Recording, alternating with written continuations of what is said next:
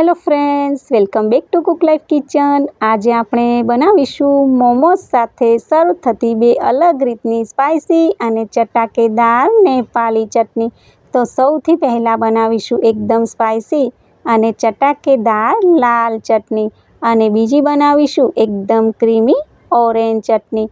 તો આ બંને ચટણી વગર તો મોમોઝ ખાવામાં એકદમ ફિક્કા લાગે, ખરું ને? અને ઘરે બનાવીશું ને એટલે બજાર કરતાં તો વધારે સારી અને ટેસ્ટી બનશે। તો ચાલો રેસીપી શરૂ કરીએ। તો હવે સૌથી પહેલાં બનાવીશું એકદમ સ્પાઇસી અને ચટાકેદાર લાલ ચટણી। તો અહીંયા મેં 4 નંગ ટામેટાં લીધા છે। ટામેટાં મેં એકદમ ફ્રેશ, કડક અને લાલ હોય તેવા પસંદ કરીને લીધા છે। આ ટામેટાની ચટણીને આપણે વધારે સમય સુધી સ્ટોર પણ કરી શકીએ છીએ। અને તેની સામે મેં સૂકા 5 લાલ મરચાં લીધેલા છે। તો મરચાંમાં મેં કોમ્બો યુઝ કર્યું છે। 2 તીખા લીધા છે, તેની સામે 3 મોળા લીધા છે, એટલે કે 3 કાશ્મીરી મરચાં લીધા છે। હવે આપણે આ મરચાંમાંથી લીટીયાનો ભાગ કાઢી લઈશું અને ટામેટાને આપણે આ રીતે વચ્ચેથી 2 ભાગ કરી લઈશું, એટલે કે આ રીતે વચ્ચેથી 2 ભાગમાં ટામેટાને કાપી લઈશું। અહીંયા આપણે ટામેટાના એકદમ નાના ટુકડા નથી કરવાના। અને હવે એક કઢાઈને ગેસ પર ગરમ કરવા મૂકીશું અને તેમાં ઉમેરીશું 1 થી 1.5 ગ્લાસ જેટલું પાણી। અને પાણી ગરમ થાય ને એટલે આપણે જે ટામેટાં કટ કરીને રાખ્યા છે ને તે આપણે આ રીતે મૂકી દઈશું। તો આ રીતે બધા ટામેટાં આપણે મૂકી દઈશું અને આપણે જે સૂકા મરચાં લીધા છે તે પણ આપણે આમાં મૂકી દઈશું। અને હવે ઢાંકણ બંધ કરી અને 7 થી 8 મિનિટ માટે આને ચડવા દઈશું। અને હવે 7 મિનિટ પછી આપણે ઢાંકણ ખોલીને જોઈએ ને તો ટામેટાં 80% જેટલા ચડી ગયા છે। તો આ રીતે તેને ફેરવી દઈશું અને આ રીતે બધા ટામેટાં ફેરવી દઈએ ને પછી પાછું આપણે ઢાંકણ ઢાંકીને 1 થી 2 મિનિટ માટે આને થવા દઈશું। અને હવે તમે જુઓ કે ટામેટાં એકદમ સોફ્ટ થઈ ગયા છે અને તેની છાલ પણ અલગ થઈ ગઈ છે। તો બસ હવે આપણે ગેસની ફ્લેમને બંધ કરી અને ટામેટાને એકદમ ઠંડા થવા દઈશું। અને હવે ટામેટાં એકદમ ઠંડા થઈ ગયા છે। તો આ રીતે આપણે ટામેટાની છાલને અલગ કરી લઈશું અને પછી આ રીતના નાના મિક્સર જારમાં ટામેટાને મૂકીશું, સાથે મરચાં પણ તેમાં મૂકીશું। અને આ જે પાણી વધ્યું છે તેનો ઉપયોગ તમે કોઈ શાક કે દાળ બનાવવા માટે કરી શકો છો। અને હવે મિક્સર જારનું ઢાંકણ બંધ કરી અને સરસ મજાની ચટણી ગ્રાઇન્ડ કરીશું। અને હવે આ સરસ મજાની ચટણી રેડી થઈ ગઈ। તો આ ચટણી બનાવવા માટે આપણે પાણીનો ઉપયોગ જરાય નથી કરવાનો।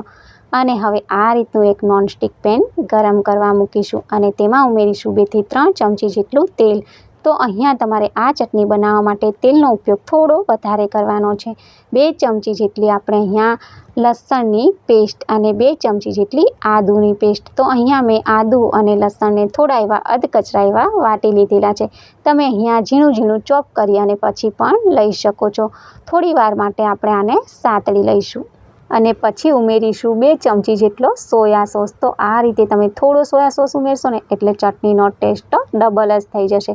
સોયા સોસને પણ થોડી વાર માટે આપણે થવા દઈશું અને આ રીતે ગરમ થઈ જાય ને પછી આપણે આમાં ઉમેરીશું બનાવેલી ચટણી અને ચટણીને પણ આમાં એકદમ સારી રીતે મિક્સ કરી અને થોડી વાર માટે થવા દઈશું। અને હવે ઉમેરીશું અડધી ચમચી જેટલું મીઠું, સાથે ઉમેરીશું 1 ચમચી જેટલી ખાંડ અને 1 ચમચી જેટલું વિનેગર। તો તમે અહીંયા વિનેગર અને ખાંડની જગ્યાએ ટોમેટો કેચઅપનો ઉપયોગ પણ કરી શકો છો। આ રીતે સરસ મજાનું બધું મિક્સ કરી લઈશું અને પછી ઢાંકણ ઢાંકીને 5 થી 6 મિનિટ માટે થવા દઈશું।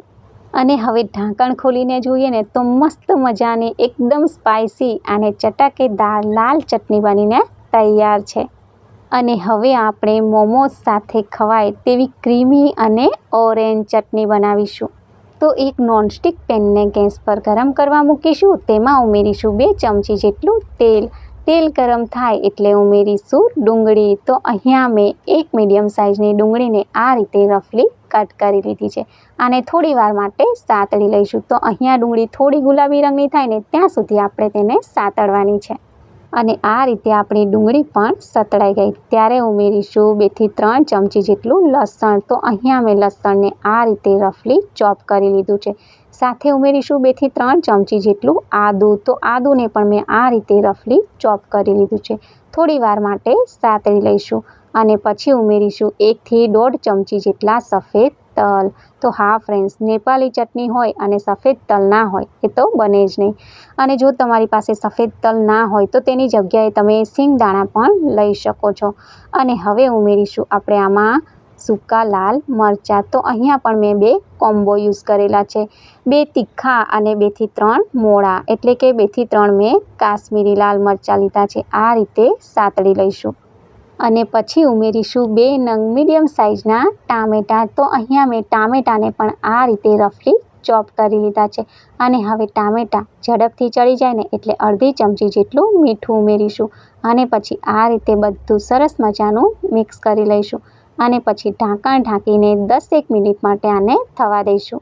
અને હવે 10 મિનિટ પછી ઢાંકણ ખોલીને જોઈએ ને તો તમે જુઓ કે બધું સરસ મજાનું ચડી ગયું છે. ટામેટાં પણ એકદમ સોફ્ટ થઈ ગયા છે અને ડુંગળી પણ એકદમ સોફ્ટ થઈ ગઈ છે. તો હવે બસ આ રીતે ટામેટાં, ડુંગળી અને બધું સરસ મજાનું ચડી જાય ને એટલે આપણે ગેસની ફ્લેમને બંધ કરીશું અને આ મિશ્રણને એકદમ ઠંડુ થવા દઈશું. અચ્છા, અહીંયા તમારે એકાદ વાર વચ્ચે ચેક પણ કરી લેવાનું. જો નીચે ચોંટતું હોય ને તો તમે 2-3 ચમચી જેટલું પાણી ઉમેરી શકો છો. અને હવે આ ચટણી માટેનું મિશ્રણ એકદમ ઠંડુ થઈ ગયું છે ત્યારે આપણે આ રીતનું એક નાનું મિક્સર જાર લઈશું અને તેમાં આપણે આ મિશ્રણને ઉમેરીશું. અને હવે મિક્સર જારનું ઢાંકણ બંધ કરી અને સરસ મજાની ચટણી બનાવીશું. અને હવે આ મસ્ત મજાની મોમોઝ માટેની ક્રીમી ઓરેન્જ ચટણી પણ બનીને તૈયાર થઈ ગઈ. તો આ ચટણીને તમે વધારે દિવસ સુધી સ્ટોર નહીં કરી શકો કારણ કે આપણે આમાં ડુંગળી ઉમેરી છે. અને આ ચટણીનો ઉપયોગ તમે કોઈ શાકની ગ્રેવી બનાવવા માટે પણ કરી શકો છો. તો હવે આ એકદમ સ્પાઇસી અને ચટાકેદાર લાલ ચટણીને તમે ગરમા ગરમ મોમોઝ સાથે ખાશો ને તો બહુ જ ટેસ્ટી લાગશે. અને થોડી ઘણી જો વધારે બની જાય ને તો ચિંતા ના કરતા, આ ચટણીને તમે 8 થી 10 દિવસ સુધી ફ્રીજમાં સ્ટોર પણ કરી શકો છો. અને આ ક્રીમી ઓરેન્જ ચટણીને તમે 2 દિવસથી વધારે સ્ટોર નહીં કરી શકો કારણ કે આપણે આમાં ડુંગળી ઉમેરી છે. તો ફ્રેન્ડ્સ, તમને મારી આ મોમોઝ માટેની બંને નેપાળી ચટણીની રેસીપી કેવી લાગી? રેસીપી ગમી હોય ને તો વિડીયોને લાઇક કરી અને તમારા ફ્રેન્ડ ફેમિલીમાં શેર કરજો. અને ચેનલ પર નવા હોય તો ચેનલને સબસ્ક્રાઈબ કરી બાજુમાં આપેલ ઘંટીને પ્રેસ કરજો એટલે નવી નવી રેસીપીના નોટિફિકેશન આવે. Thanks for watching. Bye bye.